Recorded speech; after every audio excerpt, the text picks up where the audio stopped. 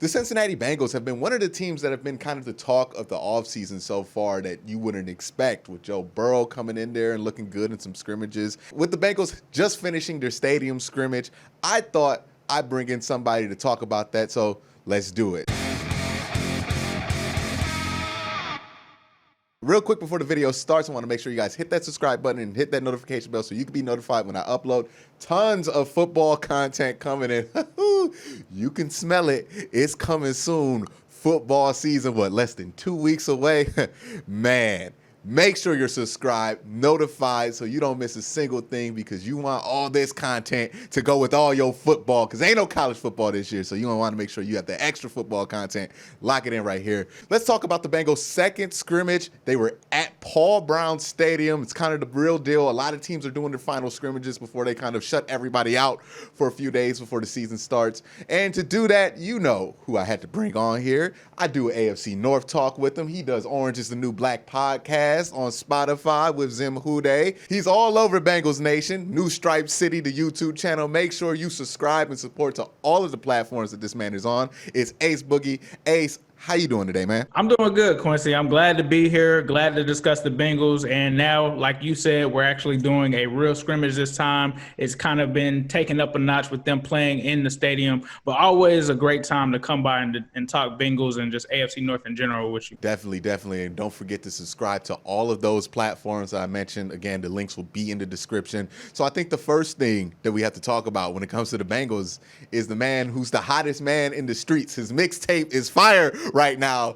Joe Burrow. We got to talk about Joe Burrow. How did he look like in today's practice? Did he take a step back? Did he look better than he did in the first scrimmage? Like, what was your kind of takeaways from what you've heard so far about this scrimmage at the stadium? Well, Joey B right now is definitely hot in the streets. I would probably say, to me, honestly, it would be hard to kind of outdo what he did in the last scrimmage. And like we said, like, we're not able to actually see these scrimmages. So it's all based on kind of tweets from the first one. But this one, we actually got to hear like live audio. We got to hear Dave Lapham and Dan Hoard kind of call the game. And in my opinion, he still had a solid game. Now, it wasn't as good as that first one, but it still seemed that he had a really solid game. From what I was able to hear, I had him going, I think, like 15 to 27 for 2 touchdowns. There was a possible interception, but it was actually overruled as it being kind of defensive pass interference. From what I heard, it seemed like he was looking for Mike Thomas in the end zone. Sounds like Von Bell just tripped up Mike Thomas, and it sounds like Jesse Bates came over and caught the interception off of that. But it didn't seem like it was legit because that was overruled and overturned. And it was weird because essentially the way that they were doing the drill, if it was overturned, technically Joe Burrow should have had another drive. So potentially we could say could have possibly have thrown 3 touchdowns. But from what we saw in the scrimmage, I think that I was very excited to see it. And I feel like it actually balanced out, because after the first performance, a lot of people said, hey, maybe that's not an indicator that Joe Burrow is great. Maybe it just means that your defense is bad. And, I mean, there's some validity to that. You know, if a rookie does come in that has never played a snap in the NFL and completely shreds your defense, there is some cause of concern for the defense. But I think that today we were able to see a lot of things from Joe Burrow. One thing that impressed me was there was a play that was going to be on 4th down, right? And Joe Burrow, it was make or break for the offense and defense. And Joe Burrow goes to the line with an initial call, audibles at the line into another call, and hits Tyler Boyd for a 1st down. So the things that we've heard in terms of Joe Burrow being able to actually audible out of stuff is actually true, and it shows how smart he is as a quarterback. And that's the number one thing that I've heard is he's very smart. A.J. Green went out on a limb and said that Joe's going to be great for the next 15 years. Anybody that's talked about Joe Burrow has talked about him being the real deal and that he's way beyond his years. That's really encouraging stuff to hear. Somebody as a Browns fan who's watched a lot of new quarterbacks come in. That's not the stuff you hear from a lot of young quarterbacks. So it's really good to hear those things about Joe Burrow, a player that I like a lot. One thing I think is also interesting about the Bengals, and with this being more of a live practice, is that offensive line. A lot of questions about it, a lot of pieces moving around.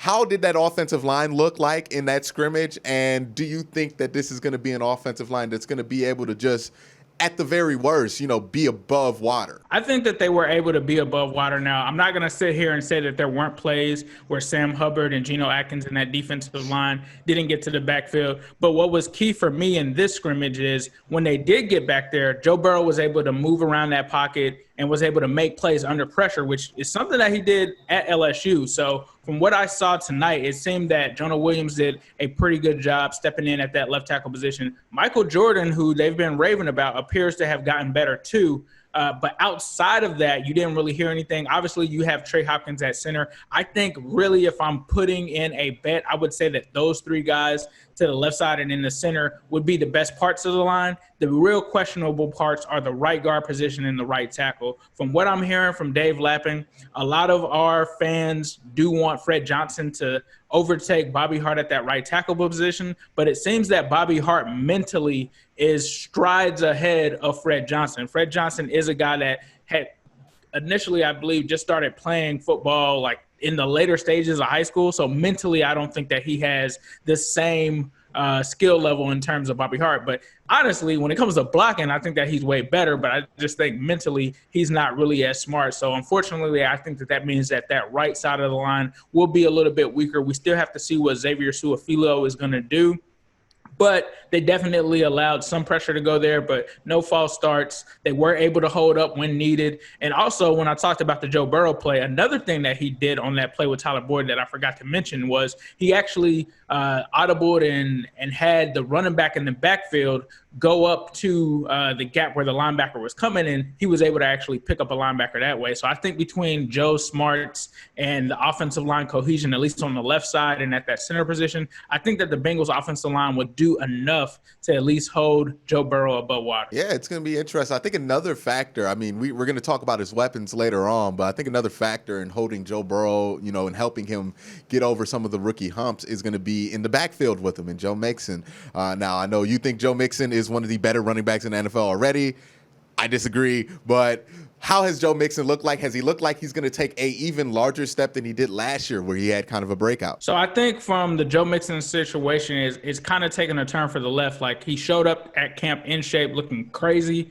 And I think he was hopeful for getting that extension. Now, there's been some sort of a little bit of drama that's been going on the last couple of days from the beat writers and people reporting on him. He hasn't shown up to practice, I think, before today for like 3 or 4 straight days. Now, today, it is noted that he did return. He did not play in the scrimmage. He was on the sideline in street clothes, dapped up Zach Taylor. Everything seems to look good. But he was reportedly out with some migraines. We're going to say migraines. For the past 3 practices. I did see tweets. Now, I can't confirm this, but I did see that people in Cincinnati on Friday while the Bengals were practicing said that they saw Mixon at the dentist or something like that. But a lot of people suspected that it was because he was kind of peeved that he hadn't received the deal. So there have been some tweets that have come out from Mixon's side that could go either way. It's kind of like a subtweet, but it's kind of hard to determine what exactly his intentions are behind them. So hopefully, I think the way that we've seen the Bengals do things when it comes to approaching the season, that's generally when they announce those extensions. So I'm assuming within the next 2 weeks that we'll hear the announcement of a Joe Mixon deal. But it seems that everything is all good. Outside of that, before that situation, Joe Mixon looked good. He looked, as advertised. He's a guy that is extremely talented and really is going to be the leader for this offense and really has been the leader for this offense with A.J. Green mostly out. So it's going to be good to get those guys back. But he's going to be a big security blanket for Joe Burrow. And they were just talking about that, the Joe to Joe. They're trying to come up with a nickname for it already. But Mixon is definitely going to be good to go. I think one of the things that's going to be interesting about the Bengals is that wide receiving core because there's such a large amount of young talent. Alden Tate, John Ross is out there. We know about A.J. Green. We know what he can do. We kind of know what Tyler Boyd can do on some level. We know he's a really good wide receiver. We don't know how good he can be yet, where his ceiling is, because I don't think he's hit it yet. So of all of these promising young wide receivers, who do you think is going to kind of inch themselves out there and become one of the favorite targets of Joe Burrow and see themselves into that rotation? Very easy answer to this question, Tyler Boyd. Tyler Boyd to Joe Burrow, the kind of connection that they've had. I mean, in this scrimmage that just happened, those two touchdowns went to Tyler Boyd. It's been a connection ever since they started. The other guy I'd probably say is Auden Tate. But right now, Tate has a similar build to A.J. Green and T. Higgins. T. Higgins also played in the scrimmage. It seems like him and Joe have some some chemistry, but not as good as Tyler Boyd. I say Tyler Boyd is easily the guy that's going to be the one that it sends from the group. But just hitting on that wide receiver core, unfortunately, it appears that John Ross did injure his elbow or something. I don't know what happened, but he sat out of the scrimmage. Apparently, he had an elbow pad on, so it seems like he's been dinged up. I was looking forward to it being possibly Ross, as he was one of the first guys to actually work out with Joe Burrow. But between the coronavirus and injuries, it seems that automatically has put Tyler Boyd there, who has really been the most dependable receiver that we've had health-wise and just talent-wise the past 2 years. John Ross, he just can't seem to catch a break, can he? Because he ran that 40 time, immediately pulled his hamstring, and he's just been dealing with soft tissue injuries and all kind of like weird injuries ever since then. So yeah, it's a shame because Dave Lapham actually called him a candle tonight. He said one hit and he's out. That's a good one. So let's actually flip the sides of the ball here and actually talk about the defense. Now, there has been some criticisms of the defense. Maybe Joe Burrow was looking good because the defense isn't too good. What are you specifically worried about when you look at this defense and when you've seen them practice? I think so just to put it out there, defense actually won the scrimmage tonight, so I saw a lot of things. But the main concern for this defense is the linebacker position, right? They've got a lot of young guys that are out there, a lot of rookies, and they're very athletic. This is something that hasn't been the norm for the Bengals linebacking core in the past. They've always had unathletic guys going all the way back to Ray Maluga and guys like that. They're not guys that are usually known for being those new age linebackers. That was one of the things that had to change with the transition from Marvin Lewis to Zach Taylor. Now, from what I've seen, Logan Wilson has been a guy that really has stuck out with all of those younger guys. Akeem Davis-Gaither, I heard his name, didn't hear much after that. But one concern is that it seems like, and this has really been a repeat concern for linebackers of the Bengals, they struggle to guard the tight ends. And it seemed that was the case in the scrimmage because it seemed like CJ Uzomah was just open all the time. Drew Sample even had some catches. So that, I would say, is the most part of the team that I'm worried about is the linebackers. Can those guys assimilate to the NFL without having a preseason, without having the knowledge of how NFL offenses run? That's why they brought in a guy like Josh Bynes. But I think likely what you'll see as the first starting three linebackers, you're going to see Josh Bynes. You're going to see Jermaine Pratt, who actually looked good. He's a guy that I can really depend on. He actually had a good play in coverage against some tight ends. So if there is a guy to be able to be out there in coverage, it might be him. And then I think you see Logan Wilson. Yeah, so I guess my question is about this Bengals team is kind of everything wrapped up. Like, there are some extremely high things about this Bengals team that can have insane potential, and there are some things that can bring that potential down. So it's kind of hard for me from the outside looking in to get a gauge from it. But as somebody who's been close to the Bengals camp and everything going on there, what's your outlook on this season? What's your kind of expectations going into 2020? I think the expectations are high just simply because of everything that we've heard that Joe Burrow is doing. And I think it's typically out of the norm of what we've seen from the Bengals in the past, even when it comes to Andy Dalton. I don't think Andy Dalton ever had full command where he could check out of things. And he always needed, in a sense, some of that support. Joe Burrow from day one has stepped in as a leader. And really has, and it's strange because he's a rookie, but he's just really become a leader in that locker room already from day one. And that's one of the things that the Bengals have honestly lacked in the past couple of seasons. They've never had vocal leaders, even though Andy Dalton was a starting quarterback. He wasn't really a big vocal guy. I mean, he couldn't really motivate his teammates. There's YouTube videos out there that prove this, that show how bad. If you just want to know how bad it is, just pretty much search for playmakers and Bengals. And then A.J. Green, he's a lead by example guy, very quiet. Geno Atkins, Hall of Fame player, very quiet, doesn't really give interviews and stuff like that. So some of the guys who have been the leaders are actually guys like Sean Williams and guys in the background. And Joe Mixon has also been one of the guys. But I think Joe Burrow and the confidence that he exudes really rubs off on the rest of the players. I think that it also makes the players better. I think it makes the team better. And the fact that we've really struggled on offense these past 2 or 3 seasons, and if Joe Burrow can be that spark to just keep our offense from having multiple 3-and-outs, I think the cause for optimism is high. I also think that this is possibly one of the best wide receiver cores that the Bengals have ever had since 2015 or 2005. And that's high praise. But when you look at it from top to bottom, I think that's what separates them from those other teams. Now, I'm not going to say that they're better than Marvin Jones or Chad and TJ and Slim, but when you talk about the guys that were the fourth and fifth receivers or the sixth receivers on those teams, it's not even close.